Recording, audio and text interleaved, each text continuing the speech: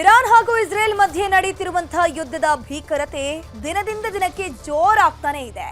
ಇದು ಭಾರತದ ಮೇಲೂ ಎಫೆಕ್ಟ್ ಆಗ್ತಿದ್ದು ಪ್ರೀಮಿಯಂ ಪೆಟ್ರೋಲ್ ದರ ಏರಿಕೆ ಆಗಿದೆ. ಮತ್ತೊಂದು ಕಡೆ ಸಿಲಿಕಾನ್ ಸಿಟಿಯಲ್ಲಿ ಗ್ಯಾಸ್ ಟ್ರಬಲ್ ಮತ್ತಷ್ಟು ಆತಂಕವನ್ನ ಹುಟ್ಟಿಸಿದೆ.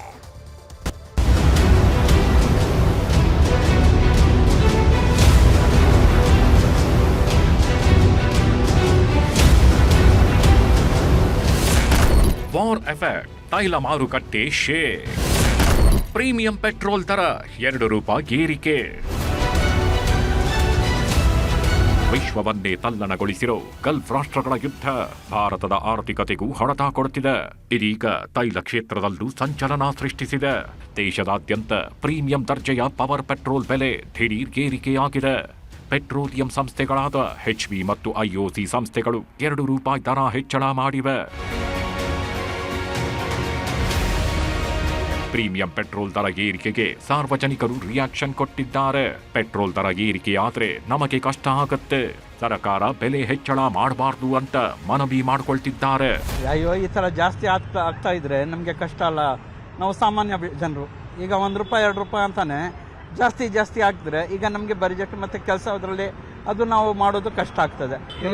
ಪೆಟ್ರೋಲ್ ಬಂದು ಪ್ರೈಮರಿ, ಪೆಟ್ರೋಲ್ ಡೀಸೆಲ್ ಬಂದು ಯಾವಾಗ ಅದನ್ನ ಜಾಸ್ತಿ ಆಗುತ್ತೋ ಪ್ರತಿಯೊಂದು ಆಹಾರದ್ದು ಪ್ರತಿಯೊಂದು ಏನೇನು ಇದಿರುತ್ತೆ ಸರ್ವಿಸು ಏನೇನಿದೆ ಪ್ರತಿಯೊಂದೂ ಜಾಸ್ತಿ ಆಗುತ್ತೆ ಹೊರತು ಸಾಮಾನ್ಯರಿಗೆ ಕಷ್ಟ. ಇವಾಗ ದುಡ್ಕೊಂಡು ತಿನ್ನೋದು, ಯಾರು ಕೆಲ್ಸಕ್ಕೆ ಹೋಗ್ಬೇಕು 15 ಅವರ್ 16 ಅವರ್ ಡ್ಯೂಟಿ ಮಾಡಬೇಕು, ರ್ಯಾಪಿಡ್ ಸ್ವಿಗ್ಗಿ ಏನೋ ಮಾಡ್ತಾರೆ, ಪೆಟ್ರೋಲ್ ಹಾಕೊಂಡು ಓಡಾಡಬೇಕು ಅಂದ್ರೆ ಇವೇ ಕಷ್ಟ ಇದೆ. ಏನ್ ಮಾಡಬೇಕು?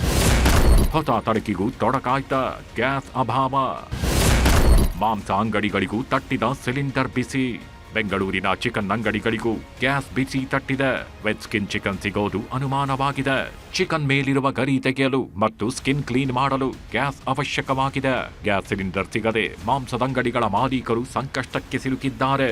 ಹೀಗಾಗಿ ಬಹುತೇಕ ಅಂಗಡಿಗಳಲ್ಲಿ ಕೇವಲ ಸ್ಕಿನ್ಲೆಸ್ ಚಿಕನ್ ಮಾರಾಟ ಮಾಡ್ತಿದ್ದಾರೆ.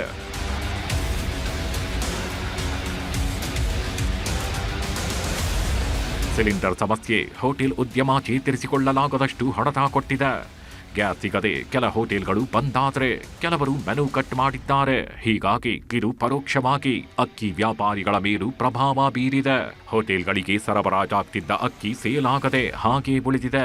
ಕಳೆದ 1 ವಾರದಲ್ಲಿ %20 - 25% ಅಕ್ಕಿ ಮಾರಾಟ ಕುಸಿತವಾಗಿದೆ.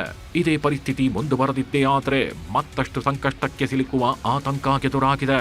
ಸರ್, ಇವಾಗ ರೆಗ್ಯುಲರ್ ವ್ಯಾಪಾರ ನಡೀತಾ ಇದೆ. ಹೋಟೆಲ್ ಅವರು ಇವಾಗ ಬರ್ತಾ ಇಲ್ಲ, ಯಾಕಂದ್ರೆ ಗ್ಯಾಸ್ ಸಿಲಿಂಡ್ರು ಸಿಗ್ತಾ ಇಲ್ಲ ಅಂತ ಕೆಲವರೆಲ್ಲ ಮುಚ್ಚಿದ್ದಾರೆ. ಆಮೇಲೆ ಹೋಟ್ಲಲ್ಲಿ ಮಸಾಲೆ ದೋಸೆ ಇಂಥದ್ದು ಏನು ಮಾಡ್ತಾ ಇಲ್ಲ, ಬರೀ ಇಡ್ಲಿ, ಉಪ್ಪಿಟ್ಟು, ಈ ತರ ಚಿತ್ರಾನ್ನ, ಈ ತರ ವಾಂಗಿಬಾತಿ ಇವರು ಮಾಡ್ತಾ ಇದ್ದಾರೆ ಅಷ್ಟೇ. ಕಮರ್ಷಿಯಲ್ ಗ್ಯಾಸ್ ಸಿಲಿಂಡರ್ ಅಭಾವದ ಬಿಸಿ ಆಶ್ರಮಗಳಿಗೂ ತಟ್ಟಿದೆ. ನೆಲಮಂಗಲ ಬಳಿ ಇರೋ ಜನಸ್ನೇಹಿ ನಿರಾಶ್ರಿತರ ಆಶ್ರಮದಲ್ಲಿ ಅಡುಗೆ ಮಾಡಲು ಗ್ಯಾಸ್ ಸಿಲಿಂಡರ್ ಸಿಗ್ತಿಲ್ಲ.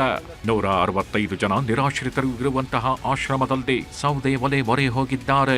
3 ಹೊತ್ತು ಅಡುಗೆ ಮಾಡಲು ಕಷ್ಟವಾಗ್ತಿದೆ. ದಯವಿಟ್ಟು ಗ್ಯಾಸ್ ಸಿಲಿಂಡರ್ ವಿತರಣೆ ಮಾಡಿ ಅಂತ ಮನವಿ ಮಾಡ್ತಿದ್ದಾರೆ.